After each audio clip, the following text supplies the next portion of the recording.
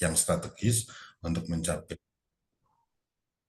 Ya, oke. Kemudian yang berikutnya adalah proses analisis dalam perumusan kebijakan yang mantap berkaitan dengan tujuan yang hendak dicapai dan strategi yang telah ditetapkan. Artinya kebijakan harus mampu menjembatani tujuan dengan usaha pelaksanaan kegiatan operasional. Nah, ini kalau Anda lihat merumuskan kebijakan, atau saya lebih senang, oh hilang, sorry.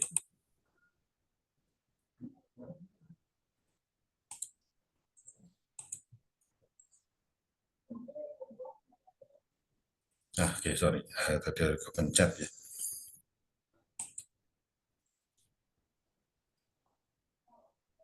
Nah, ini di 3 itu proses analisis dan perumusan kebijakan. Nanti kalau Anda baca buku-buku policy atau kebijakan, saya lebih senang menggunakan policy sebenarnya. Karena kalau kebijakan kan harus bijaksana dan bijak sini gitu ya. Itu kan kayaknya candaan, tapi memang realitasnya begitu. Jadi nggak ada kebijakan yang bisa memuaskan atau menguntungkan semua orang. Hampir semua kebijakan selalu ada yang diuntungkan dan selalu ada yang dirugikan. Tetapi teorinya, kalau sebagian besar orang diuntungkan atau menguntungkan, maka kebijakannya baik. Ya, itu prinsip utamanya. Jadi sekali lagi, di dalam merumuskan kebijakan biasanya ada tahapan-tahapan, tahapan untuk membuat atau merumuskan kebijakan. Kemudian yang keempat, ukuran efektif itu adalah perencanaan yang matang. Ini yang apa namanya, di dalam merumuskan perencanaan, salah satu konsepnya merencanakan kan artinya membuat suatu kegiatan, dan di dalam perencanaan selalu ada kegiatan memilih atau memprioritaskan apa yang Anda akan lakukan. Jadi di dalam perencanaan selalu apa namanya, membuat pilihan-pilihan atau option-option, dan di dalam memilih itu mesti ada alasan atau reason kenapa saya memilih kebijakan ini atau saya memilih tujuan ini, mesti selalu ada apa namanya, memilih atau memprioritaskan. Kemudian yang kelima adalah penyusunan program yang tepat sesuai rencana yang baik, perlu dijabarkan dalam program pelaksanaan yang tepat. Para pelaksana akan kurang memiliki pedoman bertindak dan bekerja. Nah, kalau setelah direncanakan, disusun program, biasanya kita kenal ada namanya juknis, juklak, ya, petunjuk teknis, petunjuk pelaksanaan itu dalam rangka mendetailkan lebih jauh dalam apa namanya, mencapai tujuan. Ya. Jadi yang kalau saya AKK itu cenderung harus taat azas dan taat aturan, gitu. Karena itu yang akan membantu kita kalaupun salah atau tujuannya nggak tercapai dan kita sudah melakukan sesuai dengan pedoman atau juklak atau juknis, maka kita resikonya lebih kecil. Gitu. Jadi sekali lagi, kalau memang ada juklak juknis, terutama yang berkaitan dengan tindakan-tindakan yang harus Anda lakukan, menurut saya Anda harus ikuti itu. Gitu. Karena kalau Anda tidak mengikuti yang seharusnya SOP itu, misalkan kalau ada masalah justru Anda akan lebih disalahkan gitu ya, karena Anda melewati urutan kegiatan yang harus dilakukan. Kemudian yang keenam adalah tersedianya sarana dan prasarana kerja. Ini rasanya menjadi apa, normatif ya, untuk mencapai tujuan itu kan mesti ada pendukung, baik alat, kemarin Bu Yot sampaikan ada sarana, itu sesuatu yang ada ya, prasarana itu biasanya benda-benda yang tidak bergerak ya, ada ruangan, ada ATK dan seterusnya. Dan ini menjadi indikator efektivitas organisasi dalam bekerja secara produktif ya. Jadi nanti barangkali debatnya atau diskusinya sarana dan prasarana itu kan sesuatu yang disiapkan oleh organisasi atau yang apa namanya, yang memiliki program gitu. Itu menjadi pendukung dalam rangka tadi melaksanakan efektif. Misalkan apa namanya, kalau kita metodenya pengiriman apa, dokumen menggunakan elektronik, itu artinya ada sarana yang harus ada. Itu misalkan harus wifi gratis, kemudian ada sarana yang lain ya. Jadi kadang-kadang mungkin cerita-cerita yang teman-teman di Puskesmas kita disuruh ngirim tapi kuota nggak ada atau jaringannya nggak ada, itu kan menjadi apa namanya, menjadi masalah gitu ya. Oke, kemudian di dalam ukuran efektif yang ketujuh itu, efektif dan efisien, disebutkan bahwa organisasi itu tidak akan mencapai sasaran karena pelaksanaan organisasi didekatkan pada tujuan. Ya. Jadi apa namanya, ini pelaksanaan yang efektif dan efisien gitu ya. Kemudian yang berikutnya di dalam menentukan efektif itu ada istilahnya apa namanya, evaluasi atau pengawasan atau pengendalian yang bersifat mendidik. Artinya mendidik itu kalau salah di apa namanya, diberikan solusi ya. Karena kadang-kadang ya tadi saya bilang, sekali lagi sepanjang ada aturan kegiatan yang harus Anda lakukan, kemudian ada urutan yang tadi saya bilang ada taat azas, taat aturan, itu harus dilaksanakan gitu. Nah, itu kan apa namanya, kalau ada yang tidak sesuai itu kan harus dididik dalam pengertian itu, ya harus diajarin gitu ya. Apalagi kalau ada perubahan-perubahan sistem atau perubahan-perubahan aturan yang membutuhkan orientasi atau pelatihan ya. Kemudian ini kriteria dalam pengukuran efektif, ada produktivitas, artinya apa yang Anda hasilkan. Kalau di apa namanya, bidang lain biasanya ukurannya adalah kalau sekarang misalkan di rumah sakit yang disebut produktif itu kayak apa sih gitu. Kan akan bertolak belakang misalkan kalau angka kunjungannya tinggi itu produktif apa enggak. Kadang-kadang kan jadi diskusi ya. Jadi kalau banyak yang berkunjung ke puskesmas misalkan, apakah itu ukurannya produktif? Kan apa namanya, jadi kontradiktif ya, artinya kalau banyak yang berkunjung kan banyak yang sakit gitu kan. Nah, ini kira-kira kalau di kesehatan nanti akan dilihat ukuran produktifnya itu apa. Kemudian yang kedua adalah kemampuan adaptasi kerja. Kemudian kepuasan kerja, kemampuan berlaba untung. Sekali lagi kemarin kita sudah bahas, kalau di kesehatan itu orientasinya adalah non-profit. Non-profit artinya nggak nyari untung. Tujuan utama bukan nyari untung. Kemudian yang kelima adalah pencarian sumber daya. Ini kira-kira 5 kriteria dalam pengukuran efektif. Ada 5, tapi sekali lagi kalau di bidang kesehatan tolong nanti Anda cermati, lihat dengan jeli, ada hal-hal yang tidak sama dengan bidang ekonomi terutamanya. Oke, ini ukuran efektif dari CHAT. Ini ada tujuan akhir semakin terjamin. Kemudian pencapaian terdiri dari beberapa faktor, yaitu kurun waktu dan sasaran yang menjadi target. Jadi kadang-kadang ukuran efektif itu ada ukuran waktu gitu ya. Jadi ini kalau Anda lihat misalkan yang contoh ekstrim, kalau ada proyek pembangunan biasanya apa namanya, ukurannya waktu bahkan bukan bulan tapi hari gitu ya. Itu kurun waktu itu pengertian di sini bisa jam, bisa waktu, bulan dan seterusnya. Nah, apalagi kalau kaitannya dengan kesehatan gitu. Berapa lama yang paling efektif kalau melakukan pengobatan dengan obat tertentu misalkan, itu kan yang paling kelihatan gampang. Kalau lewat dari situ maka tidak efektif misalkan gitu. Kemudian yang berikutnya adalah integrasi. Kemampuan organisasi mengadakan sosialisasi, kemampuan konsensus dan komunikasi dengan berbagai macam organisasi. Nah, ini artinya integrasi itu artinya kan menyeluruh ya, apakah dalam ukuran efektif itu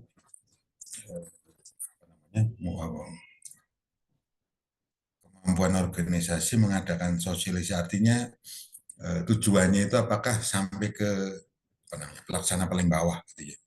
Kemudian yang ketiga adaptasi. Ini kalau Anda nanti belajar biasanya terutama yang Kesmas itu ilmunya adalah the science and art, ilmu dan seni.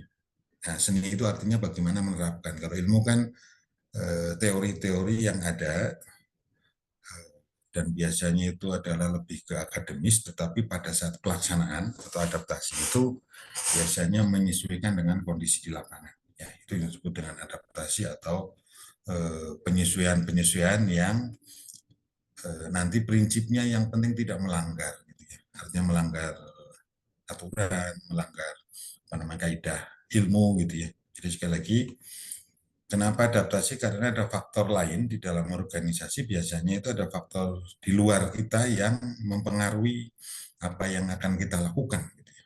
Jadi contohnya misalkan tarif, tarif pelayanan itu kan misalkan sudah ditentukan, dihitung ternyata ada perubahan-perubahan di luar apa namanya, di luar organisasi yang memaksa tarifnya untuk disesuaikan, ya, terutama yang barangkali yang agak apa namanya diskusi menarik itu di BPJS kan, sudah ditentukan dari awal ternyata ada kenaikan apa namanya bahan-bahan atau obat atau tarif dokter dan seterusnya, biasanya ada penyusian. Makanya nanti di dalam teori kebijakan itu selalu ada yang namanya evaluasi, ya, atau dirubah atau disesuaikan.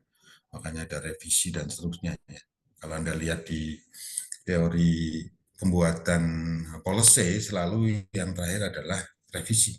Revisi itu memperbaiki apa-apa yang apa namanya yang sudah dibuat karena ada faktor lain di luar organisasi yang harus disesuaikan. Akan kelihatan kalau itu berkaitan dengan uang. Ya. Di efektif juga sama, mungkin ada penemuan baru atau ada apa namanya kebijakan baru yang memaksa kita untuk mengubah, ya, mengubah atau berubah. Gitu.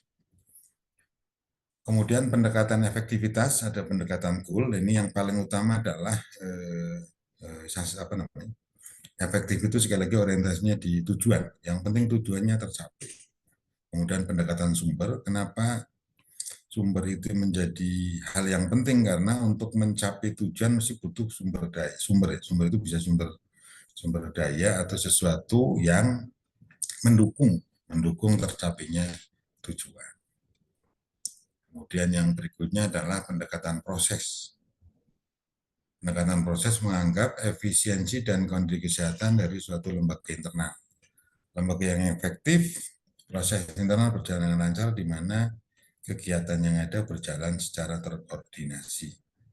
Ini yang kemarin kita mungkin ada namanya lintas sektor, lintas program itu biasanya di dalam proses itu akan sangat berubah atau apa namanya kegiatannya sangat dinamis lah ya. Kemudian ini efisien, intinya adalah kemampuan menyelesaikan masalah. Anda lihat di sana pekerjaan dengan benar. Nah, benarnya itu yang tadi saya bilang, sepanjang itu sesuai dengan protap, sesuai dengan aturan, nah, maka disebut efisien. Terlepas nanti hasilnya ternyata tidak efisien, itu ceritanya beda lagi.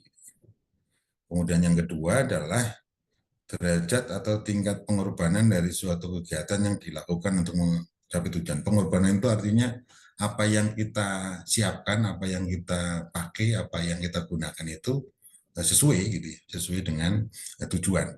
Mestinya di hukum apa namanya, di ekonomi minim, ada yang bilang dengan pengorbanan yang seminimal mungkin, kemudian menghasilkan hasil yang maksimal gitu ya. Itu kira-kira ada, kalau derajat kan kira-kira ada tingkatan, tingkat pengorbanan kegiatan yang dilakukan untuk mencapai tujuan. Mestinya pengorbanannya sesuai lah atau impas.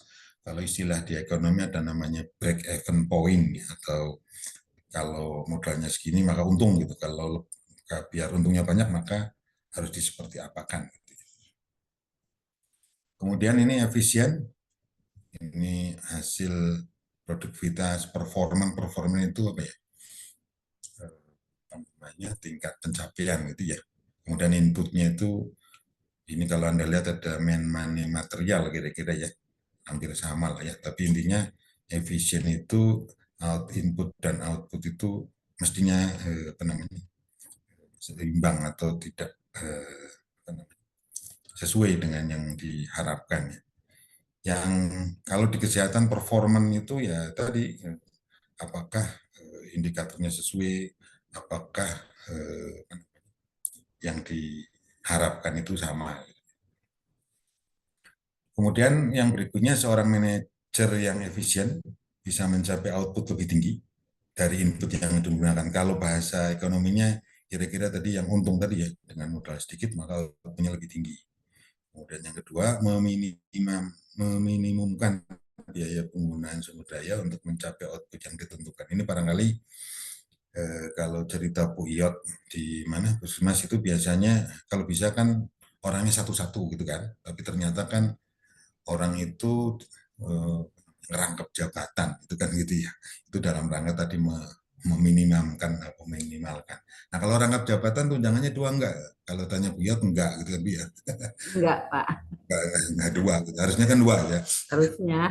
Satu aja, Pak. Biasanya kan gitu ya kalau di Puskesmas sudah jadi rahasia umum lah. Banyak Betul, orang Pak. petugas yang merangkap jabatan. Itu kira-kira mungkin secara umum biar efisien. Iya, Biar efisien. Artinya biar ada apa namanya ada diskusi kalau gitu insentifnya dapat nggak dari kegiatan program yang dilakukan di yang lain. Nah, itu barangkali apa namanya debatnya atau cerita Buyot nanti bisa disampaikan ya. Apakah memang benar-benar hanya satu? Apakah kadang-kadang kalau kita merangkap jabatan dua ada kegiatan itu kita dapat insentif juga gitu ya. Kira-kira menarik lah ya. Kemudian yang ketiga, manajer bisa memaksimalkan output dengan jumlah input yang terbatas. Ini kira-kira hampir sama dengan yang pertama ya. Jadi intinya efisien itu tadi biasanya orientasinya lebih ke uang. Kalau yang paling menguntungkan yang mana gitu. Makanya mohon maaf nih kalau yang PNS kan biasanya gajinya kecil ya, memang kecil gitu. Tapi ada tunjangan gitu, ada tunjangan yang lain atau yang mana gitu ya. Jadi karena kadang-kadang ada politis juga kalau tuh gajinya langsung gede, nanti nggak ada pernah insentif di beberapa kalau di perguruan tinggi yang BTNBH dia tidak ada insentif, tapi dibulatin gitu tuh. Pokoknya semuanya hanya segini gitu. Ngajar nggak dibayar, apa-apa nggak dibayar gitu. Tapi gede juga gitu. Mending yang itu daripada gajinya kecil kalau ngajar yang negeri ya. Kalau ya, ngajar dibayar segala macam gitu. Tapi kalau nggak yang dapat ngajar gimana gitu. Ini menarik. Tapi sekali lagi saya hanya menyampaikan kalau efektif tadi orientasinya di tujuan, kalau efisien biasanya titik apa namanya titik pusatnya atau orientasinya di biaya. Nah, kemudian yang berikutnya tentang sustainable. Sustainable itu artinya apa namanya langgeng kali ya, kalau bahasa gampangnya ya. Jadi bertahan, tetap berkelanjutan dalam jangka waktu yang lama itu pengertian sustainable. Artinya apakah kalau di kesehatan kan kadang-kadang menarik. Apakah itu programnya sustainable? Kayak PMT gitu ya, pemberian makanan tambahan. Itu kan konsep di kesehatan kan biasanya hanya memicu ya. Kalau Anda kayak kasih, setelah itu Anda sendiri gitu kan. Tapi kan didikan kita nggak bagus kan ke orang-orang. Begitu dapat PMT habis itu ya nggak akan dilanjutin lagi gitu. Karena nanti akan dapat lagi gitu. Jadi kadang-kadang apakah itu sustainable apalagi kaitannya dengan program-program yang apa namanya berkaitan dengan pemberian bantuan ya. Jadi artinya kan niat awalnya adalah memberitahu kalau Anda anaknya stunting maka diberi PMT seperti ini, kalau bisa lokal, kalau selesai program Anda teruskan sendiri gitu ya.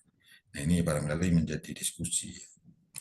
Kemudian yang berikutnya sustainable membawa konsep bahwa kebutuhan manusia harus dipenuhi tanpa membahayakan dan merusak lingkungan alam.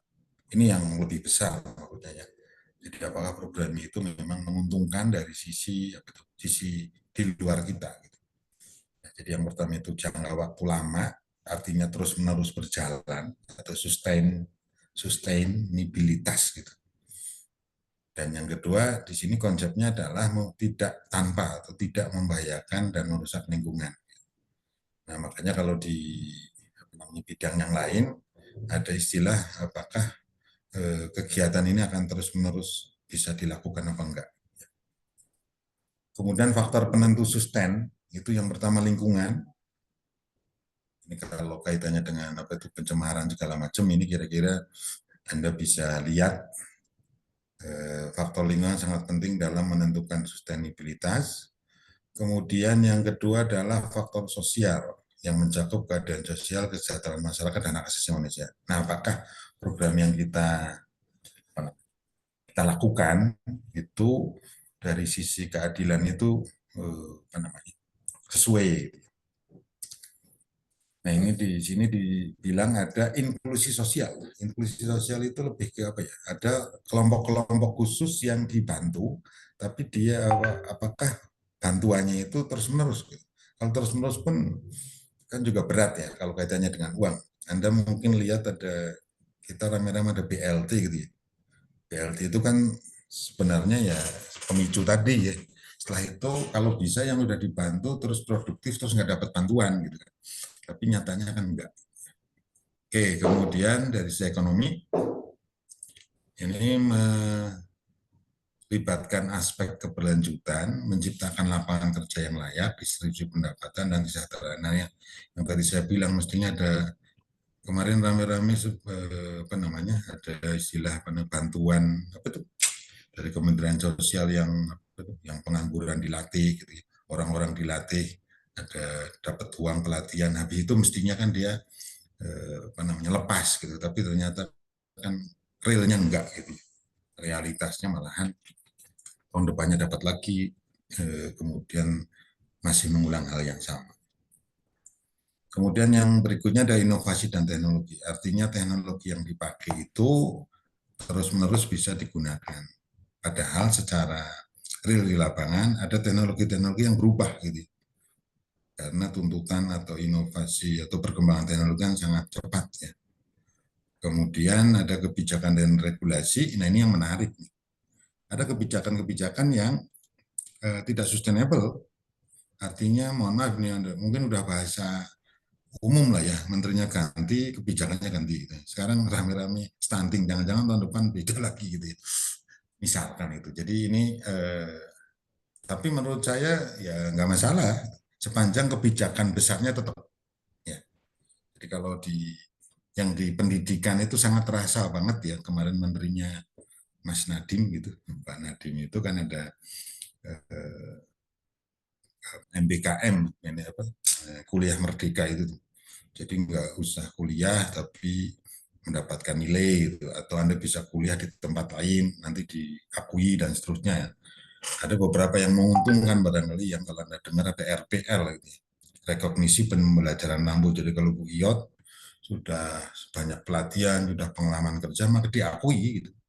Itu memang ada yang menguntungkan gitu. Jadi nggak usah kuliah karena misalkan yang ini, oh Anda sudah jadi manajer atau sudah jadi kepala dinas untuk mata kuliah ini nggak usah gitu, karena kan sudah mempraktekkan. Itu memang ada beberapa yang menguntungkan gitu. Tapi ya tadi namanya kebijakan sekali lagi ada yang diuntungkan apa enggak. Ya. Jadi sekali lagi kebijakan regulasi di sustainable itu kalau nanti Anda cermati mungkin sebutannya berubah. Ya. Tapi konsepnya sama. Kayak BLT kan dulu bantuan langsung tewas gitu kan. Sekarang namanya bantuan apa itu? BST apa apa ya. Kan sebenarnya konsepnya sama ya. Nah, tapi narasinya beda-beda. Di Pak SBY BLT, di Pak Mulyono, Pak Mulyono, Pak Jokowi itu kan sama ya. Sebenarnya sama tapi bahasanya. Nah, maksud saya kalau kayak gitu termasuk kebijakan yang sustainable enggak? Ya sustainable kalau menurut saya. Karena beda istilahnya saja. Tapi konsepnya kan memberi bantuan. Masalah nama itu kadang-kadang kita kan dibuat agak halus gitu kan, agar apa namanya membantu value-nya itu apa namanya baik. Kalau dulu kan bantuan orang miskin gitu, kesannya kalau miskin itu kok kayak nggak etis gitu kan. Nah, digantilah apa namanya orang dengan masalah ekonomi misalkan. Jadi sekali lagi mohon dicermati untuk yang penentu kebijakan dan regulasi, Anda melihatnya adalah kebijakan yang lebih umum ya. Jadi kalau narasinya atau namanya berubah, itu menurut saya tetap sustainable. Kemudian metode mengukur sustainable, ada indikator kinerja lingkungan. Ini barangkali kalau di apa namanya di bidang kesehatan lingkungan ya, atau di bidang lingkungan hidup itu ada indikator energi rumah kaca seterusnya ya. Dan kalau Anda lihat ini barangkali ada angka-angka yang apa namanya dipakai. Jadi indikator sekali lagi alat yang bisa mengukur perubahan gitu ya. Jadi kalau Anda punya mobil itu kan ada indikator apa itu? BPM gitu ya. Ya itu kira-kira maknanya indikator itu kalau ada perubahan sedikit naik atau turun itu akan bisa dilihat. Kemudian yang ini indeks keberlanjutan. Ini contoh yang lebih detail, ada namanya Human Development Index atau indeks pembangunan manusia. Kita katanya urutannya masih sangat panjang.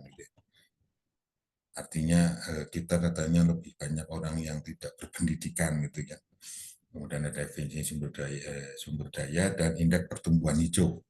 Nah, contoh indeks pertumbuhan hijau, contoh kita di kampus kita itu diambil, mungkin ada teman-teman yang dari K3 biasanya ada 20% atau berapa ya harus ada apa namanya kawasan hijau gitu.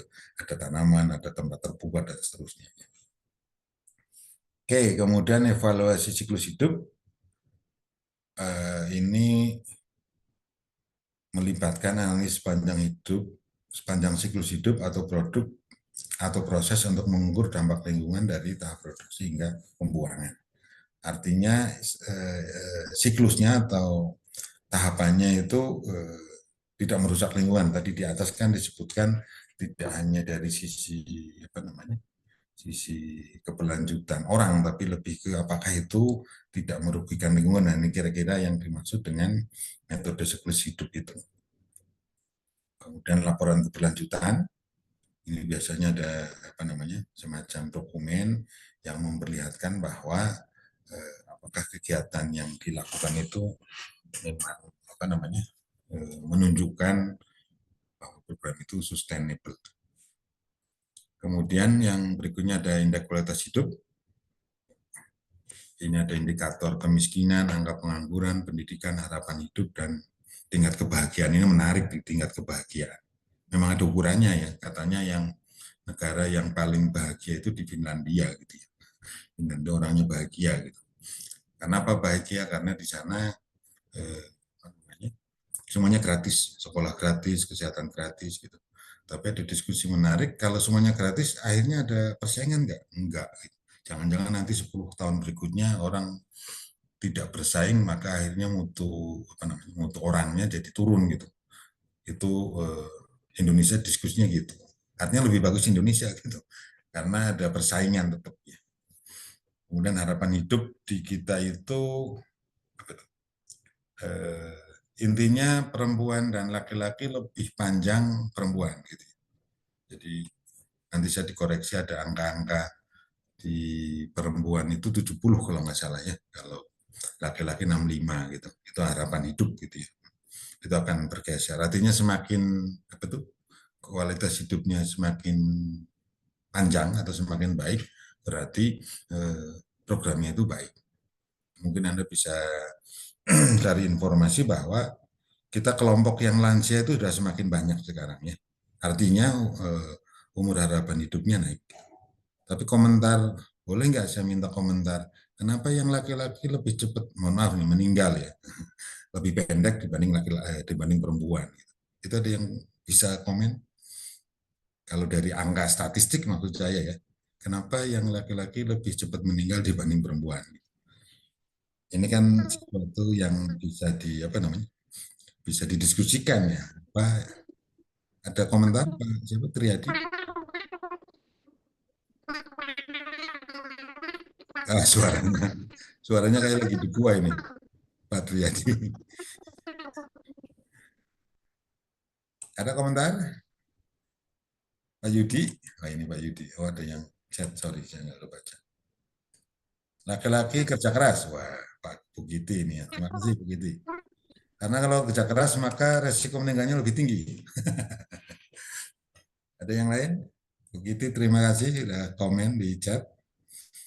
Kenapa laki-laki lebih pendek ya dalam pengertian. Kalau nggak salah 70 gitu ya. Nanti mohon dikoreksi kalau saya. Tapi intinya tadi laki-laki lebih apa namanya? Lebih Gaya pendek hidupnya gitu. mungkin Pak. Gimana? Gimana Bu? Gaya hidup laki-laki itu banyak yang lebih beresiko daripada perempuan. Oh, Merokok, laki-laki lebih bergaya ya. ya lebih bergaya. Pola makan. Oke. Yang laki-laki nggak ada pembelaan ini. Tingkat stres tinggi, Pak Ilman. Angka harapan hidup rendah, Pak. Oke, ada lagi? Tergantung kerjanya, Pak. Oh, tergantung kerjanya. Ada lagi? Dosen kayaknya lebih panjang ya, Pak. Ini kan diskusi ya, tapi maksud saya kalau ini ada komentarnya menarik nih. Kalau seandainya nih, saya komentarnya Pak Yudi. Kalau laki-laki katakan 70 ya, misalkan 70 ya, angkanya nanti kita cek ya. Kalau saya punya kakek sudah 69, boleh nggak saya ngomong kayak siap-siap nih 70 kayaknya udah wassalam, boleh nggak gitu? Itu kan angka statistik ya. Jadi artinya memang kemungkinannya sampai 70 gitu. Tapi kalau saya punya kakek udah 69,5 gitu, kayaknya setengah lagi nih. Boleh nggak menganalisanya agak nakal gitu? Silakan Pak Yudi. Pak Yudi kayaknya mau ngomong. Enggak? Belum, Pak. Oh, belum. Oke. Ya, itu kira-kira, mohon maaf kalau pertanyaan saya terlalu ekstrim, itu dalam rangka tadi, saya lebih ke konsep aja lah ya. Konsep itu artinya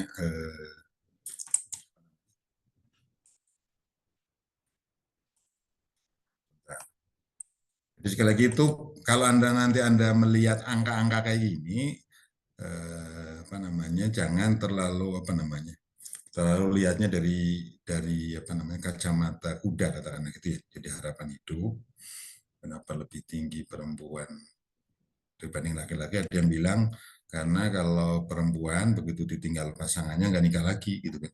Tapi kalau laki-laki katanya kuburannya belum masih basah sudah nikah lagi gitu. Makanya itu mungkin tingkat stresnya tinggi dan sebagainya. Tapi itu kan analisis-analisis yang barangkali bisa didebat ya, didebat. Tapi intinya salah satu indikator ini adalah harapan hidup ya, yang disebut dengan UHH itu. Di kita rasanya udah semakin naik dan ternyata begitu semakin naik bermasalah enggak gitu. Artinya mohon maaf ini lansia sekarang sudah banyak. Ternyata kalau di Jepang kan memang yang paling banyak sekarang itu yang lansia gitu kan. Berarti artinya kualitas mereka lebih bagus ya. Makanya dia yang bilang bisnis panti jompo kalau di sana itu lebih menguntungkan dibanding bisnis PAUD gitu ya di kita. Itu kan sesuatu yang menjadi catatan. Kemudian ini rantai pasokan. Di sini ada kriteria sosial, lingkungan, ekonomi dan apa namanya? Ini apa namanya? Untuk mengukur aja ya. Sustainability. Jadi kalau mengukur itu banyak. Dan yang menarik ini ada partisipasi. Artinya orang yang terlibat di dalam kegiatan tersebut ya. Makanya sekali lagi di kesehatan tantangannya gitu. Kita sampai hari ini mohon maaf nih. Saya minta komentar orang-orang yang kebetulan di kesehatan. Kadang-kadang kesehatan dari tempat lain atau kementerian lain itu selalu bilang kesehatan itu selalu diawali dari proyek. Gitu.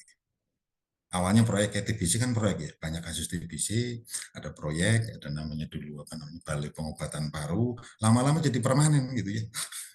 Artinya loka, balai, jadi naik-naik, akhirnya tetap terjadi gitu ya. Nah ini partisipasi, artinya kan tadi sebenarnya kita memicu saja ya,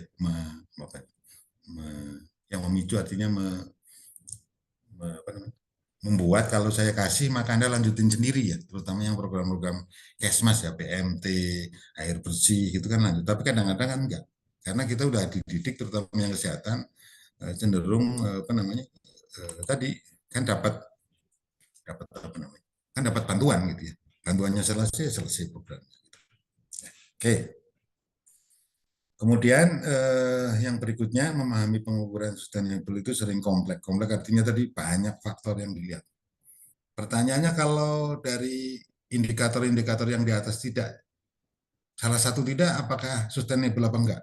Nah ini yang kalau di ilmu sosial biasanya yang penting nanti kalau ada indikator itu penjelasan berikutnya kenapa ini enggak tercapai gitu. Jadi tidak matematik menurut saya. Jadi kalau misalkan tadi apakah partisipasinya enggak ada, nanti ada toleransi tertentu yang apa namanya bisa dijelaskan. Oke, kemudian yang berikutnya yang terakhir ada namanya logic model.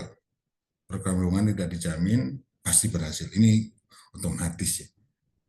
Yang tadi saya bilang di awal, karena biasanya program atau perencanaan itu kan sekali lagi dibuat sekarang dan diterapkan bulan depan, tahun depan, atau mungkin 10 tahun ke depan.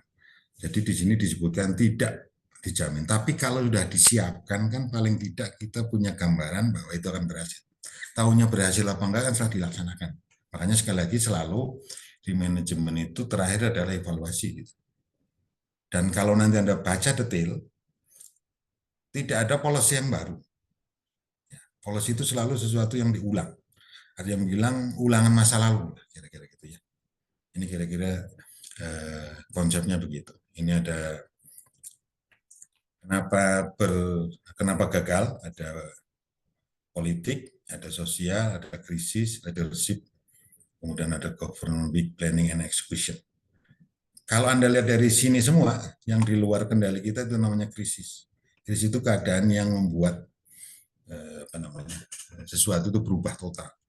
Kalau di kita mungkin kemarin ada pandemi, itu kan mengubah semuanya, mengubah semua kegiatan dan barangkali akan membuat kegagalan. Krisis itu kan macam-macam, krisis ekonomi, krisis pangan, krisis kepercayaan dan seterusnya. Tapi kalau dilihat dari sini ada satu yang menarik adalah ada political aspect. Saya nggak tahu nih komentarnya yang hadir di sini, terutama yang bekerja di kesehatan. Kemarin menteri-menteri sudah dipanggil gitu, dan rasanya menteri kesehatannya tidak berubah gitu. Isunya gitu, apakah ini menjadi salah satu faktor politik ya. Ini mungkin teman-teman yang di kesehatan sebenarnya jujurnya, apakah menteri kesehatan harus orang kesehatan? Ternyata hari ini terjadi ya, dan kayaknya terjadi lagi. Ya, walaupun wamennya nanti kesehatan dan seterusnya ya, tapi maksud saya ini mungkin di internal akademik ada sesuatu yang yang perlu diperdebatkan. Sekali lagi mungkin ada sisi-sisi positif maupun sisi negatif. Tapi sekali lagi sepanjang lebih banyak positifnya, saya pikir itu tidak masalah. Gitu. Oke. Kemudian pengertian logic model, gambar visualogis, suatu program yang menunjukkan rangkaian sebab akibat antara input, aktivitas, output, dan outcome. Ini sebenarnya teori awal dari yang disebut dengan input, proses, output, outcome. Ya. Jadi sekali lagi kalau aktivitas itu biasanya kita kenal dengan proses. Output itu hasil dari proses. Outcome biasanya setelah output apakah hasilnya sesuai apa enggak. Contoh gampangnya kalau Anda makan, dikunyah segala macam, hasilnya adalah kenyang, itu kan. Apakah setelah kenyang Anda sakit, apa sehat, jadi gemuk apa enggak, itu kan outcome. Itu contoh yang sangat sederhana ya. Oke, ini barangkali urutannya menggunakan sumber daya, proses, menghasilkan output, terjadi perubahan. Kalau ini customer, berarti kalau di kesehatan berarti terjadi sesuatu yang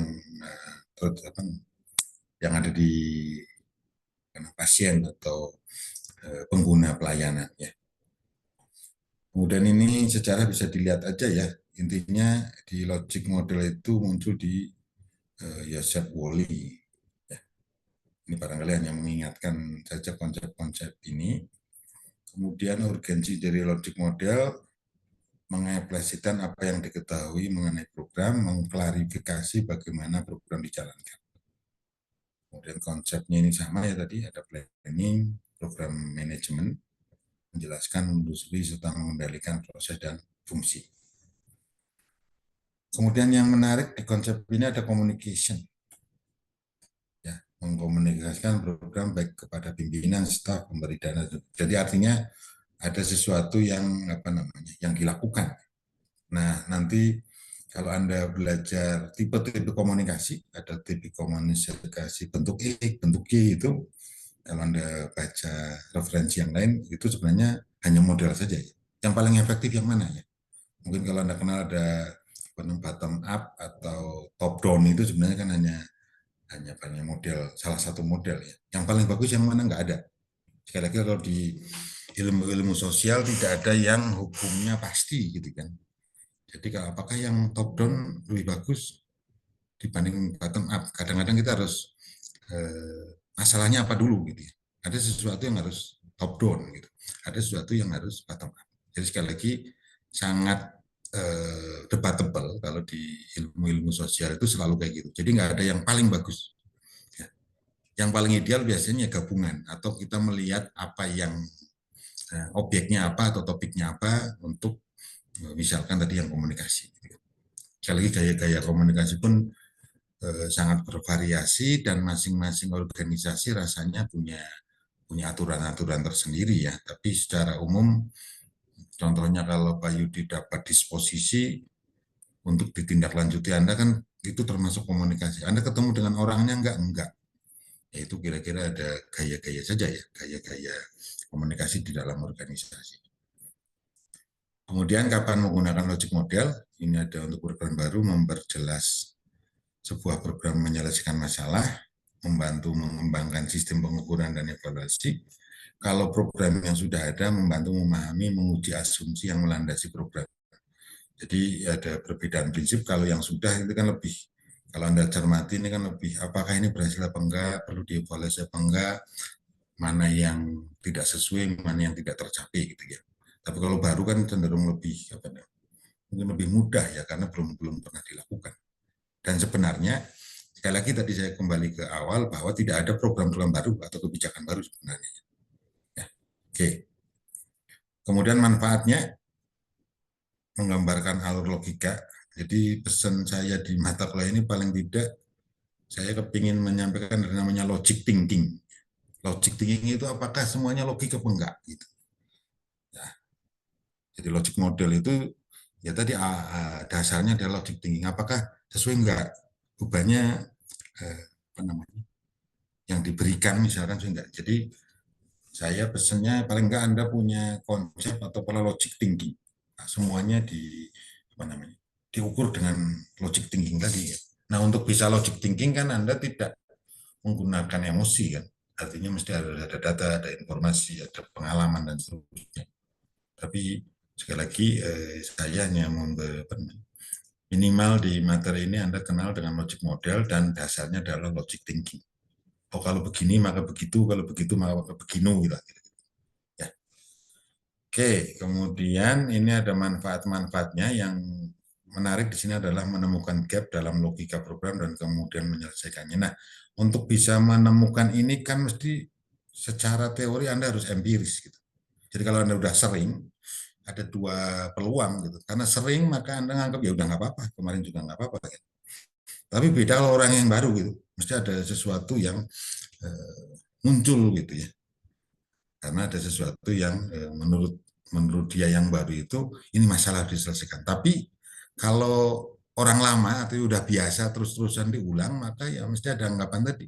Salah satu kelemahannya merasa bahwa besok pun atau kemarin pun nggak apa-apa, kemarin pun aman dan seterusnya. Ini ada dua peluang tadi. Jadi Anda mau milih yang mana kira-kira gitu. Tapi sekali lagi kalau dengan logic thinking Anda tetap harus istilahnya memobilisasi data, mengumpulkan informasi, mengumpulkan fakta, mengumpulkan data, sumber dan seterusnya ya. Oke, kemudian logic thinking is systemic and disciplined approach design, planning, communication, evaluation can contribute to individual and organizational learning. Nah, yang menarik di sini ada disiplin. Artinya harus tadi sistematis, harus SOP-nya harus dilakukan. Dan yang menarik berikutnya adalah ada yang disebut dengan organization learning. Learning itu belajar atau pembelajar gitu ya. Jadi harus dilakukan, dievaluasi terus-menerus. Kemudian better thinking and planning through logic model can contribute to stronger result. Jadi artinya semakin Anda berpikir dengan baik, direncanakan dengan baik, dengan model yang logis, maka ada kemungkinan hasilnya lebih berhasil. Gitu. Oke, ini logic model sederhana, input, proses, output. Kemudian ini contoh yang lain. Ini liburan keluarga, ini contoh yang sederhana ya, inputnya dan seterusnya ya. Kemudian yang lain ini ada bagaimana mengapa itu penyebab. Jadi kalau misalkan di kesehatan berlaku enggak, kalau Anda sakit datang lagi itu termasuk orang puas atau enggak. Nanti ada batasan, kalau Anda datang karena kontrol itu berarti bukan karena Anda puas mendapatkan pelayanan, tapi memang karena kewajiban untuk kembali berobat. Tapi kalau Anda datang dengan kasus berbeda itu ada yang mengatakan puas. Artinya Anda datang dengan kasus yang berbeda. Kemudian ini ada apa namanya, menjelaskan lebih detail apa itu logic model. Kemudian ini ada berpikir, digambarkan, dan hasil. Jadi artinya kalau Anda lihat ini kira-kira kalau bisa kita bisa membayangkan apa yang akan kita lakukan, dan itu apa namanya, bisa dilakukan kalau Anda bisa istilahnya biasa mengestimasi, oh kalau begini maka harus dilakukan seperti ini. Kemudian yang berikutnya ini ada pengertian teori program, kemudian sumber-sumber teori program nanti bisa dibaca, tapi intinya adalah menunjukkan hubungan yang logis. Yang tadi saya bilang ada logic model, ada namanya logic thinking. Kemudian yang berikutnya ada theory of the change, deskripsi mengenai bagaimana dan mengapa serangkaian aktivitas diharapkan mengarah pada outcome jangka pendek, menengah, panjang. Ya. Jadi kalau mungkin yang di Kementerian Kesehatan ada namanya RPJMK, gitu. Rencana Pembangunan Jangka Panjang Bidang Kesehatan, itu kan ada ya, ada jangka pendek. Kenapa ada jangka panjang, jangka pendek? Itu sebenarnya kaitannya dengan target-target yang kita apa namanya, kita rencanakan. Nah, untuk jangka panjang artinya harus dimulai dengan jangka pendek dan menengah. Itu kan sebenarnya prinsip dasar. Kemudian ini bisa dilihat dari sini. Ini gambar linkage. Kemudian ini hubungan jika maka. Jadi artinya kalau Anda lihat ini kan ya tadi logik. Jika inputnya begini, prosesnya harus begini, outputnya kira-kira akan begini. Gitu ya. Kemudian sumber teori program. Ini pengetahuan dan kearifan lokal, dasar penelitian dan fakta. Dan yang menarik ini ada namanya best practice atau pengalaman tempat orang lain, yang biasanya kita ada yang disebut dengan apa, studi banding, studi kaji banding, kaji tiru lah kira-kira gitu ya. Itu biasanya apa namanya, dilakukan di dalam organisasi-organisasi selalu kayak gitu. Ada pengalaman yang apa itu? Pengalaman yang sudah sukses. Gitu. Ya. Kemudian logic model untuk evaluasi, aspek yang perlu diperhatikan itu apa yang dievaluasi, identifikasi, indikator, dan metode pengumpulan. Barangkali Anda kenal ada kualitatif, kuantitatif, itu salah satu contoh cara mengumpulkan data ya. Mengumpulkan data atau informasi apakah kegiatannya itu efektif, efisien yang tadi. Jadi kalau nanti lagi Anda kalau baca ada namanya cost benefit analysis, ada namanya CPA, ada yang namanya CEA, cost effective analysis. Itu ada teori-teori secara khusus yang mengukur keberhasilan satu program. Itu ada caranya. Tapi intinya sama sebenarnya. Itu untuk mengukur efektif dari sisi apa namanya tujuan, kemudian kalau cost benefit apa namanya benefit analysis biasanya mengukur dari sisi biaya. Kemudian evaluasi, ini pengumpulan informasi sistematis untuk memperbaiki efektivitas program atau menghasilkan pengetahuan untuk menginformasikan keputusan mengenai program yang akan datang. Ini contohnya atau gambarnya bagaimana mengevaluasi apa yang ingin Anda tahu, bagaimana cara mengetahuinya. Jadi sebenarnya ini ada kayak konsep apa namanya, kalau kegiatannya begini maka ukurannya begini gitu ya. Itu biasanya penilaian itu kan seperti itu ya. Jadi ada indikator-indikator yang dipakai untuk menentukan kegiatan itu sesuai apa tidak. Bentuknya macam-macam, barangkali ada form, ada apa namanya, ada alat-alat untuk mengukur evaluasi. Dan sekali lagi itu barangkali masing-masing organisasi akan punya gaya atau model. Oke, ini manfaat logic model. Yang pertama fokus, kemudian ada pertanyaan, ada indikator, pemilihan waktu, dan pengumpulan data. Kemudian jenis pertanyaan ada to proof, sumatif itu apa namanya, biasanya lebih ke narasi gitu ya. Diajukan mengetahui apa, tujuan menentukan program apa, dilanjutkan, dihentikan, diekstensifkan ya. Artinya ada rekomendasi lah kira-kira, biasanya di dalam kegiatan evaluasi selalu kesimpulannya dilanjutkan, dihentikan, diekstensifkan atau diulang gitu.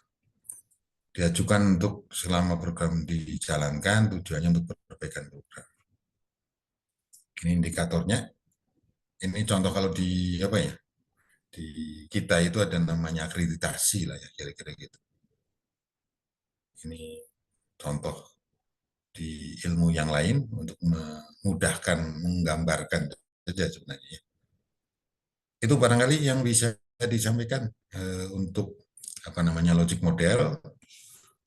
Terutama saya lebih ke nanti diskusi apa namanya.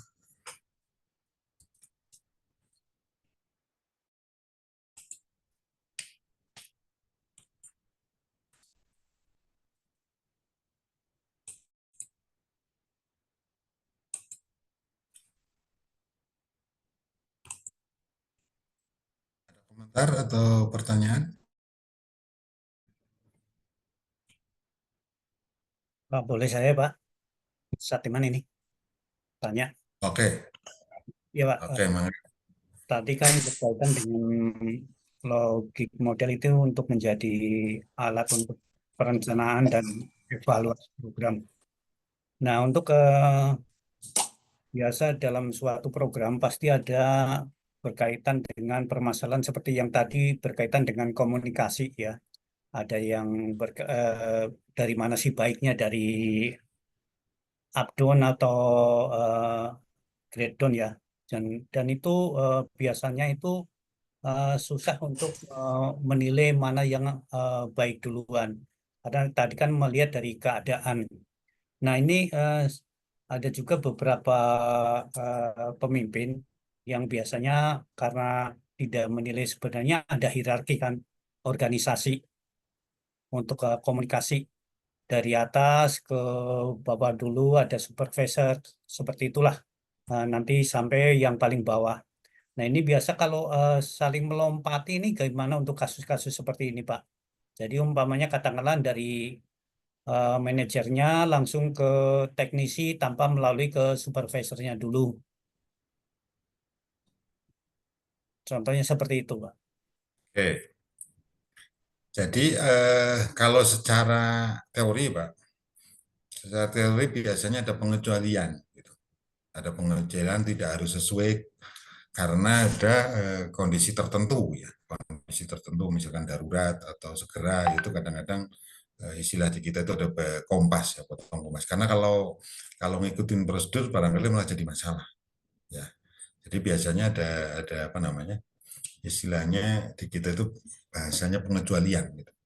Nah, apakah itu dibolehkan apa enggak, sebenarnya itu kan norma ya, norma di organisasi, boleh apa enggak. Sekali lagi sepanjang itu malah menguntungkan ya nggak apa-apa gitu.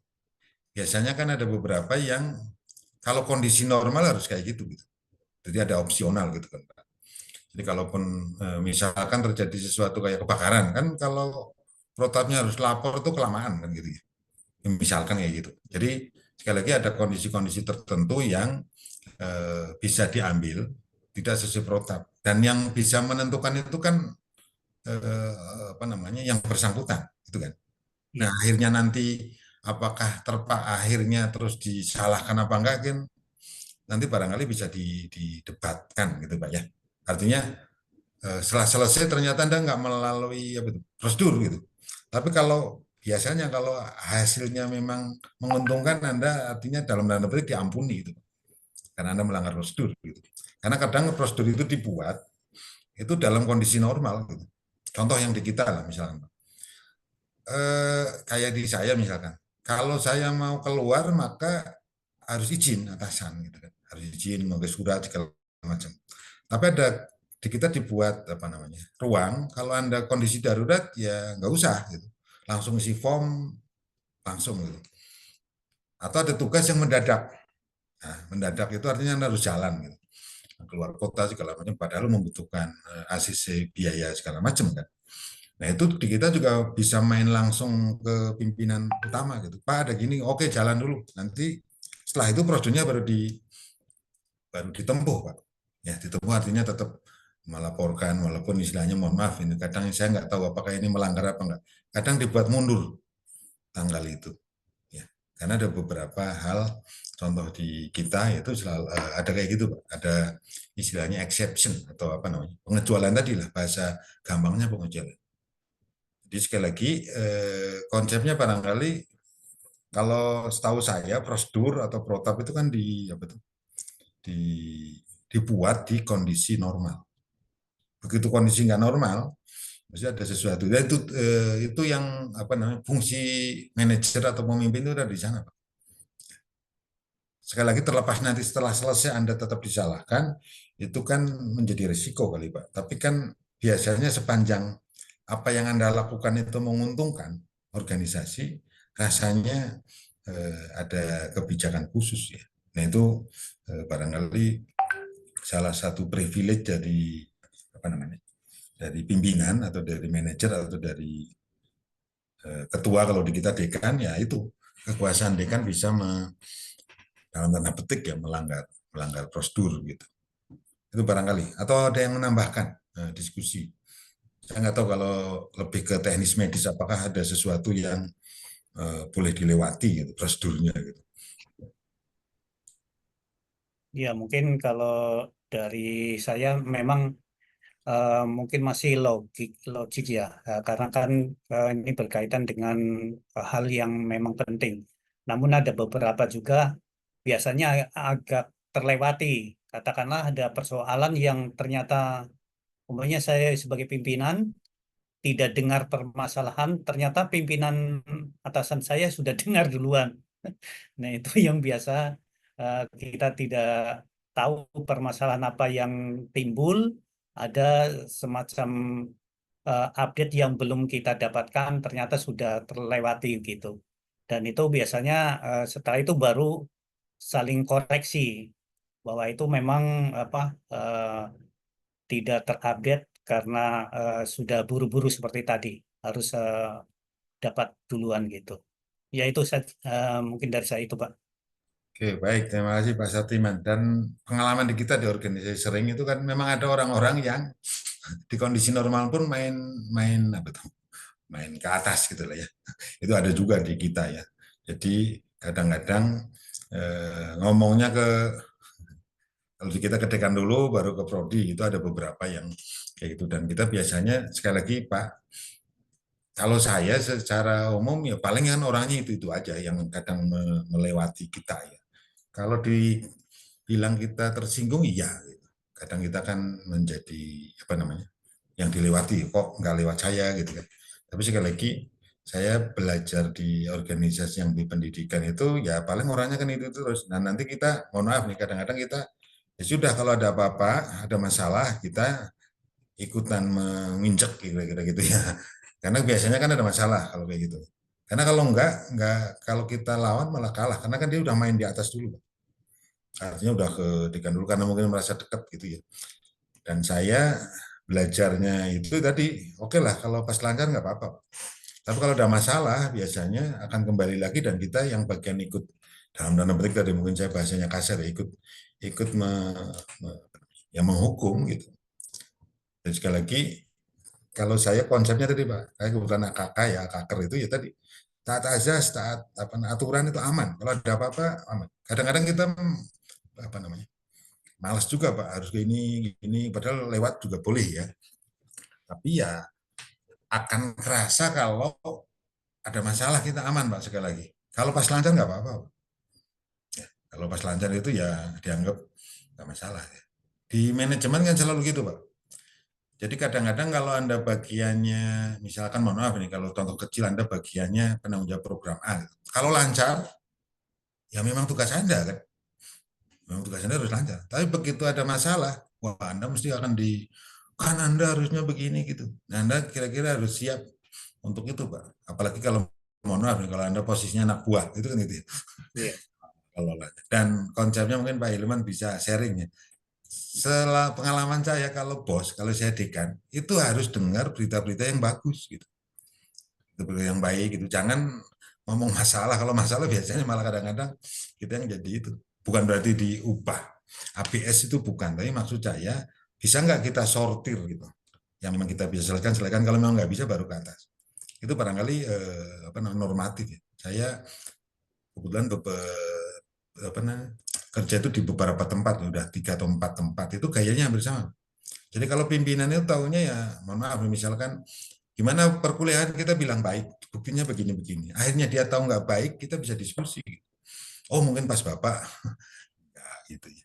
Contoh itu. Jadi ada satu pola yang kalau pimpinan itu kalau bisa jangan diberitahu bermasalah gitu. Ya, sepanjang itu bisa. Kecuali kalau memang itu bermasalah kita nggak bisa selesaikan, kita sampaikan dan kita sampaikan kita sudah lakukan ini Pak. Gitu. Jadi jangan istilah bahasa Jawanya itu apa membubuhkan itu ya, menyerahkan sepenuhnya gitu. Apalagi posisinya menyalahkan harusnya Bapak yang eksekusi. Gitu. Itu pengalaman aja sih sebenarnya. Mungkin ada yang bisa sharing yang lain? Makasih, Pak. Oke, makasih Pak Satiman. Kita sampai jam berapa ini? Sampai sekarang aja. Kalau materi saya lebih senang ya. Jadi kalau Bu Yot, Bu, kalau udah bete ngomong Bu Pak, Suhat udahlah. Oh saya senang Bu. Jangan lama-lama gitu. Materinya bisa di-download di portal gitu. Saya lebih senang diskusi sebenarnya. Karena saya yakin Anda semua sudah bekerja, sudah mungkin mempraktekkan ya.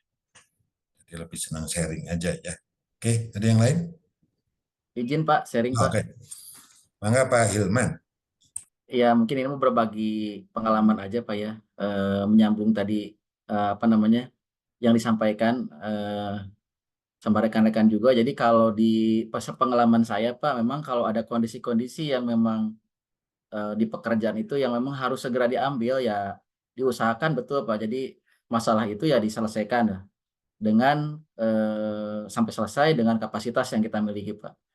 Kalau memang diperlukan apa namanya eskalasi gitu ke tingkat pusat atau ke atas ya kita baru sampaikan, atau kita biasa sampaikan dulu by phone misalnya gitu kan. Kita nih dalam mengambil keputusan juga harus harus memang harus konfirmasi dulu ke pimpinan ya, kita bisa dulu misalkan mengkonfirmasi, "Bu izin, misalkan saya akan melakukan ini karena kondisi seperti ini," gitu. Nah, kalau di kami sendiri Pak, di organisasi ada yang namanya BCP ya Pak, Business Continuity Plan. Jadi yang tidak seharusnya terjadi. Misalnya ada post major lah gitu Pak. Misalkan ada kondisi-kondisi tertentu yang post major ya kita ada ditentukan. Jadi kalau misalnya contohnya pelayanan gitu Pak di kantor ya memang kan harusnya normalnya kan dia dilayani berapa sekian sekian menit selesai gitu ya. Tapi ada kondisi-kondisi tertentu misalkan aplikasi lagi down, lagi gangguan ya kita terpaksa berkas itu ditarik dulu, ya peserta nanti minta nomor handphonenya, kita arahkan pulang, nanti dihubungi lagi. Nah itu kan tidak sesuai SOP, tapi kan ada bisnis continuity plan-nya, BCP-nya kalau di kami Pak gitu. Dan kalaupun misalkan ada hal-hal yang memang tadi diharuskan memang ada permasalahan, kita ya harus mengambil tindakan yang kita bisa ambil.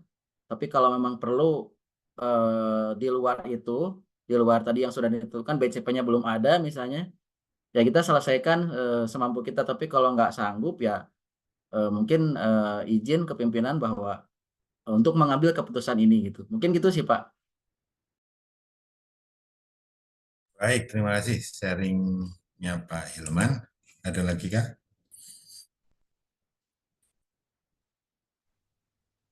Izin Pak. Oke, Bu Yot ya. Mangga Bu. Terima kasih Pak. Jadi kalau di kesehatan umumnya di puskesmas barangkali ya, yang saya rasakan itu memang kalau dalam pengambilan keputusan itu seorang manajer atau kepala gitu memang melihat situasi dan kondisi saat tersebut gitu ya. Kita harus melakukan misalnya situasi yang datang dari top manager itu kita lakukan, tapi juga kita suatu saat harus mendengar dari bottom up gitu ya Pak, dari bawah, kalau memang itu sesuai dengan situasi. Tapi untuk teknis ke arah medis, yaitu kita tidak bisa ya Pak, harus sesuai dengan SOP tentunya gitu, karena misalnya dalam APN 50 langkah atau 49 langkah gitu ya, itu ya harus teratur sesuai dengan langkah-langkah yang ada di SOP tersebut. Itu barangkali Pak. Terima kasih. Baik, terima kasih Bu Yat yang melengkapi ya. Tadi sepakat ya kalau teknis medis memang harus. Ini mungkin ada teman-teman dokter gitu ya. Itu memang harus ya harus sesuai ya, karena memang barangkali itu kaitannya dengan keselamatan gitu ya. Ada yang dilewati boleh enggak gitu. Sekali lagi tadi kalau nanti terjadi sesuatu itu akan lebih aman karena udah sesuai protap ya. Nanti kan kalau di pengalaman di komite etik kan selalu melihat apakah langkah-langkahnya sesuai apa enggak dan seterusnya. Gitu. Oke, baik. Ada lagi. Jadi sekali lagi di konsep ini saya lebih tadi memahamkan bahwa bahasa efektif efisien dan saya tadi pesannya logic thinking selalu ditekankan. Jadi kadang-kadang ada sesuatu yang jadi kalau Anda sudah bisa logic thinking artinya Anda bisa punya reason. Reason itu alasan. Kenapa begini, kenapa begitu. Tapi sekali lagi di organisasi saya sampaikan tadi barangkali beragam. Ada yang memang terbuka untuk diskusi, ada yang enggak. Ya, kalau di kita itu ya barangkali lebih banyak diskusi. Kita bisa mengusulkan, mendebat gitu. Tapi sekali lagi sepanjang itu sudah diketok, terutama pada saat membuat policy atau kebijakan kan etikanya ya tadi kalau sudah jadi keputusan kan kita harus lakukan. Walaupun kita sakit hati katakanlah gitu ya. Tapi kan udah jadi itu menarik. Nah, barangkali lebih menarik lagi kayak gini Bu Iyot ya. Mungkin ada banyak yang merasakan Bu Iyot udah senior, tahu-tahu kepala puskesmasnya sangat junior gitu. Nah, itu kadang-kadang kan menjadi sesuatu yang menarik ya. Tapi yang saya lihat kan sepanjang memang dia posisinya pejabat ya gitu kan, ya harus diikuti gitu. Terlepas dari pengalaman segala macam ya. Itu kadang-kadang kita kan belajar dari memposisikan yang ada norma-norma ya, norma-norma yang harus kita ikuti lah. Kadang-kadang kayak gitu ya. Kalau di yang normal kan biasanya enggak ya. Biasanya atasan kan lebih senior, lebih dari kita lah kata. Tapi apalagi kalau nanti Anda di pendidikan akan sangat beragam. Beragam kadang-kadang kita ketemu atasan yang sebenarnya secara umur barangkali atau secara pendidikan kadang-kadang lebih rendah dalam tanda petik ya. Nah itu barangkali yang kita sebut dengan tadi ya taat azas tadi. Ya gimana lagi memang yang secara legal formal beliau yang menduduki jabatan itu gitu ya. Walaupun nanti debatnya menduduki jabatan itu ada cerita lain, itu diskusi yang lain lagi. Ya. Oke, ada lagi? Izin bertanya Pak. Oke, Pak Yudi ya. Mengenai sustainabilitas Pak. Nah, karena keberlanjutan itu menjadi tolak ukur dalam hal pemberdayaan Pak. Cuman jadi jika bicara pemberdayaan kan ya Pak ya, bagaimana ketika setelah kita lepas dari sana, program tersebut bisa terus berlanjut di masyarakat tanpa ada kehadiran kita. Nah, tapi dalam hal prakteknya di beberapa kasus walaupun tidak semua, banyak yang jadi setelah sekian lama kita tidak terlibat, tiba-tiba berhenti gitu. Misalnya kayak desa siaga kah, atau kemudian gerakan Jumantik kah gitu. Nah, sebenarnya ada nggak Pak tips efektif dalam menerapkan prinsip-prinsip sustainable dalam hal pemberdayaan masyarakat gitu?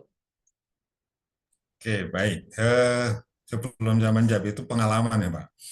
Ada satu posyandu kalau yang tahu kalau nggak ada yang dari puskesmas, itu nggak jadi jalan Pak.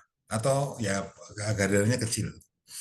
Karena ada satu kepercayaan kalau, mohon maaf, walaupun kadernya udah dilatih, ada periksa dasar gitu kan, kalau nggak ada petugasnya nggak yakin. Nah itu barangkali satu fenomena ya Pak, kalau tadi dibilang Bapak, kalau udah tadi kayak desa siaga nggak jalan, itu memang memang kalau tipnya, kalau menurut saya kadang-kadang kita pakai orang kunci itu, Pak. Orang kunci itu orang yang memang dipercaya kita, kayak kalau di teori kita itu ada mendelegasikan, gitu. Mendelegasikan wewenang. Tapi sekali lagi di proses itu kan ya tadi Pak, saya nggak tahu ya di kesehatan itu image-nya tadi Pak dibantu gitu. Kalau nggak ada enggak gitu. Karena keterikatannya tidak apa namanya tidak kuat gitu. Jadi kayak desa siaga, kemudian yang tadi yang posyandu itu kalau nggak ada dari puskesmas kadang-kadang malah angka kunjungannya jadi kecil gitu, atau mereka nggak yakin kalau nggak ada orang. Padahal puskesmas kan terbatas ya, maunya kan kalau bisa jalan. Yang tadi pemberdayaan tadi, kalau ditanya tipnya tadi Pak, memegang orang kunci yang memang bisa total untuk melakukan kegiatan. Nah, satu contoh beberapa hal, ada yang memposisikan kadernya tuh agar total gitu. Dia mempunyai privilege Pak. Artinya kalau dia datang ke puskesmas, dia dikasih fasilitas khusus Pak. Nggak harus ngantri, nggak harus ngapa gitu. Itu dia total di situ. Nah, apalagi sekali lagi kalau yang kaitannya dengan pemberdayaan memang banyak faktor yang yang mempengaruhi lah ya. Saya yakin yang dulu ada desa siaga, ada kampung gitu KB gitu kan. Itu kan biasanya mohon maaf kalau udah selesai kenapa? Kalau Anda cermati kira-kira kenapa dia nggak jalan tuh Pak? Karena ada sarana prasarana atau fasilitas yang dia nggak punya gitu, nggak bisa lanjut gitu. Contoh PMT Pak, pemberdayaan PMT gitu. Kan harus ada barangnya yang dibagi. Ya kalau nggak ada gimana caranya? Nah itu kalau di tempat-tempat lain itu ada namanya donasi gitu kan. Tapi di kita kan agak susah gitu. Jadi sekali lagi satu langkahnya adalah meyakinkan bahwa ada orang yang memang punya kemampuan untuk meneruskan atau menjaga kegiatan itu. Mungkin Anda bisa lihat Pak, kenapa nggak jalannya itu di mananya gitu. Minimal pertemuan misalkan, atau ada pertemuan yang harus jalan misalkan. Di pertemuan itu harus apa sih yang harus kita bantu atau siapa? Kebanyakan itu kalau kaitannya dengan dana, kalau nggak ada ya nggak jalan. Makanya dulu kalau Anda lihat Pak Yudi dari Ciamis kali, dulu waktu Anda kenal dengan Dokter Gigi Darmaji kali ya, mantan dinas di Kota Banjar itu kan yang awal-awal Bupati Banjar itu dulu kan dokter ya, tahun berapa itu kan yang awal bahwa kadernya didapat kayak gaji, insentif gitu, dapat gaji sebagai kader gitu. Walaupun mohon maaf kalau debatnya jumlahnya saya nggak ke sana, tapi ada satu insentif-insentif yang membuat mereka agar sebenarnya tujuannya biar kegiatan di mereka itu sustainable gitu dengan fasilitas tadi. Kalau di Cimahi mungkin bukan gaji Pak, tapi seragam. Seragam sering diundang ke Pemkot segala macam tuh. Yang dulu mohon maaf wali kotanya Pak Itoh gitu ya. Itu agak sustainable Pak, karena memperlakukan orang-orang yang terlibat di kegiatan itu biar sustainable, maka dia diberi insentif. Insentif kan nggak harus uang gitu. Di kita ada, kalau nggak salah ada fasilitas seragam gratis. Kalau di kita kadang-kadang kasih seragam jahitnya bayar sendiri gitu ya. Nah ini kira-kira tipnya barangkali tadi Pak, memegang orang kunci, kemudian yang kedua tadi adalah Anda bisa cermati nggak jalannya di mana gitu. Nah berarti dibalik Pak, indikator sustainable itu yang penting jalan apa enggak? Artinya ada pertemuan misalkan. Oh yang penting ada pertemuannya dulu, nanti lama-lama kan pertemuan yang harus seperti apa, kaidahnya apa dilihat. Tapi sekali lagi barangkali bisa dilihat kenapa nggak berjalannya itu karena faktor yang mana gitu. Ya kayak orang hadir, datang gitu kan butuh apa sih yang agar mereka hadir. Nah kunci berikutnya adalah keterikatan tadi Pak. Keterikatan dari orang-orang yang terlibat di situ dalam kegiatan itu kan menjadi penting gitu Pak. Ya. Itu barangkali kalau saya pengalaman beberapa tempat, saya kebetulan penelitian objeknya adalah kader-kader posyandu, ya tadi Pak. Jadi kalau pas ngundang mereka tuh harus ada istilah di kita tuh apa? Ada sesuatu yang didapat lah. Dapat itu. Dan mohon maaf itu kadang-kadang yang didapatnya itu ujung-ujungnya adalah bentuknya bentuk tadi ada uang, ada makanan dan seterusnya. Gitu. Nah, kadang-kadang kita kan memang di kesehatan memulainya di situ kan, dibagi gratis. Nah, habis itu kita gimana caranya gitu. Nah, makanya di kita kadang dibalik untuk kaitannya dengan uang itu apa namanya uangnya dikasih, kemudian dia yang memasak dan seterusnya itu. Tapi kan habis itu kalau mau mengadakan kan butuh dana lagi itu. Nah ini yang kira-kira sekali lagi memang itu apa namanya kritik dari kementerian lain atau departemen atau profesi lain yang bilang kesehatan itu selalu yang dulunya proyek jadi permanen gitu Pak.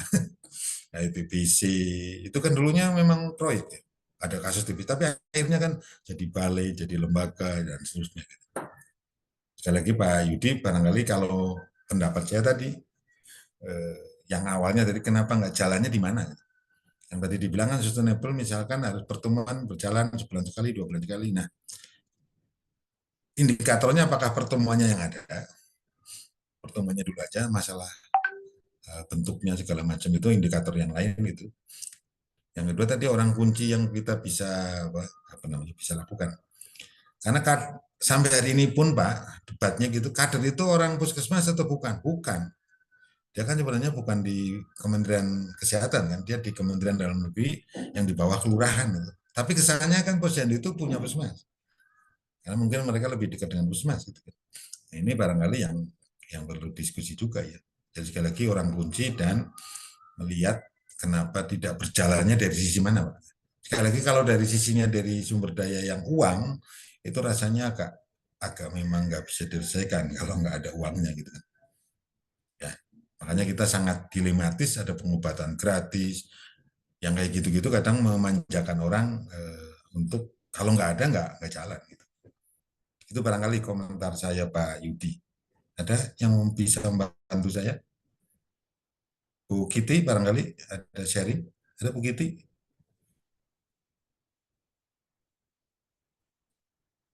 Atau Bu Sonia Mariana? Kayaknya serius banget Bu Sonia ini. Saya takut kalau ada yang serius banget. Enggak, Pak. Nggak Ya, apa-apa. memang Pak, izin Pak, memang kalau misalkan berkaitan dengan uang ya Pak, kayak PMT lokal juga kan kita harapannya dengan pemberian PMT lokal, pada akhir pemberian kita memberikan menunya aja gitu ya. Nanti harapannya bisa diikuti oleh si sasaran. Tapi kalau udah kaitannya sama dana, biasanya memang susah ya Pak. Kalau misalkan kita terus-terusan ngasih juga kan Nggak mungkin. awalnya nggak mungkin, iya awalnya juga kita hanya memberikan contoh gitu kayak PMT di Posyandu juga kan itu PMT penyuluhan sebetulnya gitu, bukan untuk memenuhi kebutuhan si anak. Terus yang sekarang program PMT lokal juga program percontohan kan sebetulnya harapannya diikuti nih menu yang seperti yang kita berikan. Ya memang kalau kaitannya dengan dana agak susah ya Pak. Merubah apa ya, kepedulian sih ya. Kalau di saya kaitannya sama PMT sebetulnya kan protein nggak harus mahal ya Pak. Tapi merubahnya itu loh yang agak susah ya. Untuk tetap bisa berjalan tuh itu yang agak susah. Ya, oke. Baik, terima kasih. Ini ajang curhatnya Pak Yudi sama Bu Sonia ya. Tapi nggak apa-apa ya, itu artinya kita kan jadi mikir, kenapa enggak? Nah itu mulai, paling tidak kalau menurut saya, Anda sudah tahu kenapa nggak jalan lagi itu juga merupakan apa ya, apa namanya, sesuatu yang baru lah. Karena sekali lagi, apa namanya, keberlanjutan itu memang ya, kalau debat saya berlanjutnya itu berapa lama gitu. Gitu ya. Sekali lagi kalau kaitannya dengan uang yang tadi saya juga lagi mikir bagaimana mau ubah mindset kalau ini sudah selesai Anda lanjutin sendiri gitu. Nah, berarti kan konsepnya nanti harusnya dibalik. Berarti syaratnya itu harus kaya dulu gitu. Gitu kan. Jadi kadang-kadang kesehatan itu nggak penting gitu. Ya, ini diskusi nakalnya gitu. Kalau Anda udah kaya itu gampang, ada uangnya mau diapain tinggal diatur gitu. Yang jadi masalah terutama Kesmas ketemunya orang yang tidak mampu gitu. Orang tidak mampu itu ketergantungannya tinggi. Ada istilah di teori apa perilaku itu ada namanya kelompok lagat. Lagat itu. Yang paling penting kan inovator gitu. Artinya begitu Anda kasih tahu langsung berubah, langsung melakukan. Tapi ada kelompok yang lagat namanya, yang paling bawah.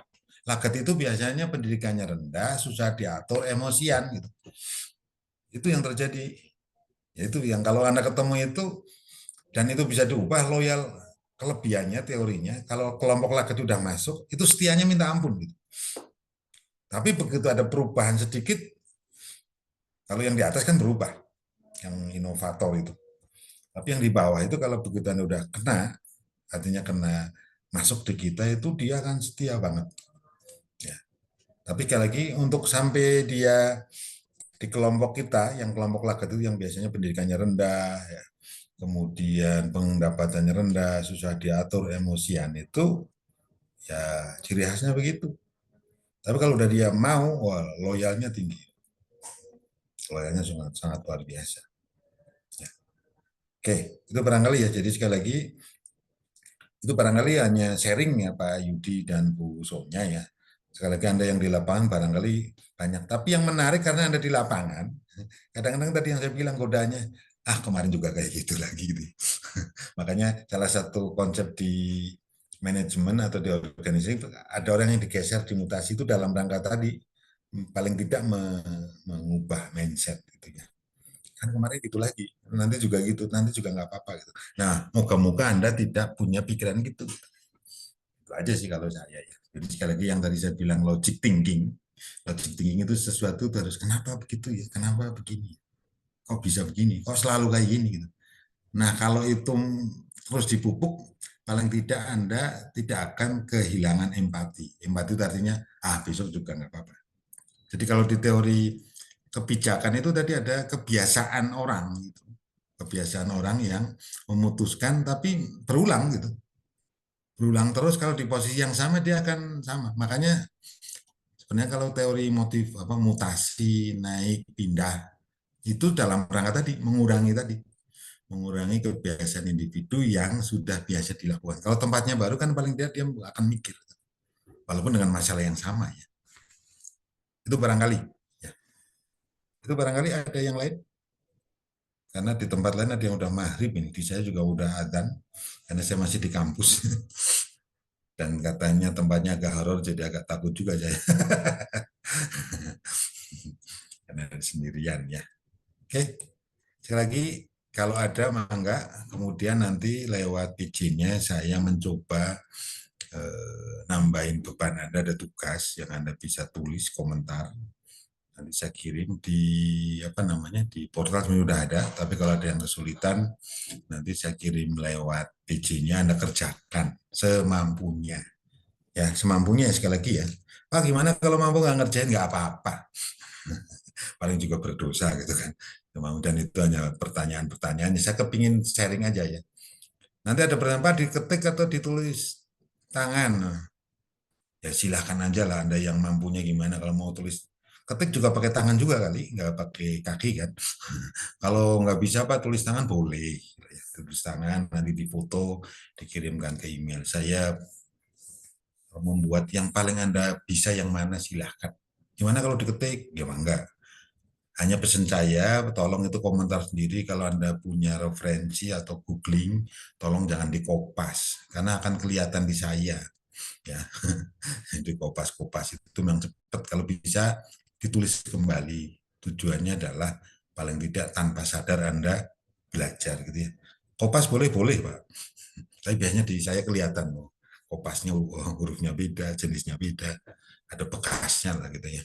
Jadi sekali tugasnya juga hanya merefresh apa itu manajemen segala macam ya, silakan dijawab semampunya ya untuk tambahan poin tugas. Kemudian kalau Anda setuju, minggu depan juga saya memberi materi dan kalau boleh nanti saya kirimkan soal UTS-nya. Jadi dari sekarang sudah nyicil tuh UTS-nya. Bisa dikerjakan dari sekarang. Ya. Jadi disiapin dari sekarang biar maksimal gitu kan. Jadi pas UTS Anda ngirimnya paling lambat pas jadwal UTS gitu. Boleh nggak kalau ngirimnya besok? Ya boleh, silakan aja. Ini ada beberapa orang yang pernah ketemu saya ngasih tugas hari ini, malamnya kirim lagi. Udah selesai itu. Jadi Anda hati-hati dengan ada 2 orang yang saya nggak nyebut namanya di sini. Sangat rajinnya minta ampun gitu. Saya nggak tahu pekerjaannya hanya kuliah gitu.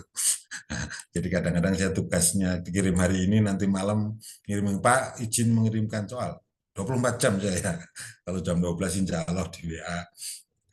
Nanti saya jawab kalau saya masih hidup artinya masih belum tidur gitu ya. Itu barangkali nanti lewat PJ-nya saya mencoba menambah beban Anda tugas. Dan tidak harus hari ini Pak. Boleh minggu depan. Kalau enggak bulan depan juga boleh. Ya. Saya enggak terlalu kaku lah, tapi paling enggak ada yang diingat ya. Minimal ingat saya pernah ngajar. Kalau materinya kayaknya enggak penting juga ya. Maksud saya itu untuk membuat Anda, saya kepingin targetnya Anda bahagia kuliah itu ya. Ya, jadi kalau setuju nanti diingatkan ya PJ-nya saya untuk menyiapkan minggu depan soal UTS open book, bebas Anda menjawabnya biar punya waktu prepare nyicil ya, karena Pak Sinar Simbolon kan sibuk misalkan nih banyak meeting, jika lamanya mau dicicil hari ini nomor 1, besok nomor 2, nanti dikumpulkannya maksimal hari terakhir UTS gitu. Ya, lewat email saya gitu ya. Jadi sekali lagi terima kasih. Mohon maaf kalau ada yang kurang berkenan atau ada yang salah kata dan gerakan. Karena kadang kalau online itu nggak sadar, itu mohon maaf kalau ada yang kurang berkenan. Selamat melanjutkan aktivitas, tetap sehat, dan saya pesan tolong posisinya dijaga ya. Karena Anda mesti bukan di kantor. Kalau yang di kantor kayak Pak Hilman mungkin aman ya, posisi kursinya aman atau apa. Tapi kalau yang di rumah sambil selonjoran atau sambil pegang pasien, tolong posisinya dikondisikan, karena Anda kira-kira 2 semester ya harus duduk melihat komputer dan seterusnya ya. Jadi sekali lagi saya nggak ingin dengar Pak Sinar Simbolon LBP gara-gara duduknya nggak benar gitu. Ya, sekali lagi terima kasih. Mohon maaf kalau ada yang kurang berkenan. Selamat melanjutkan aktivitas. Saya akhiri billahi taufiq wal hidayah. Wassalamualaikum warahmatullahi wabarakatuh. Waalaikumsalam Waalaikumsalam warahmatullahi Assalamualaikum warahmatullahi wabarakatuh. Terima kasih. wabarakatuh. Nuhun, Pak.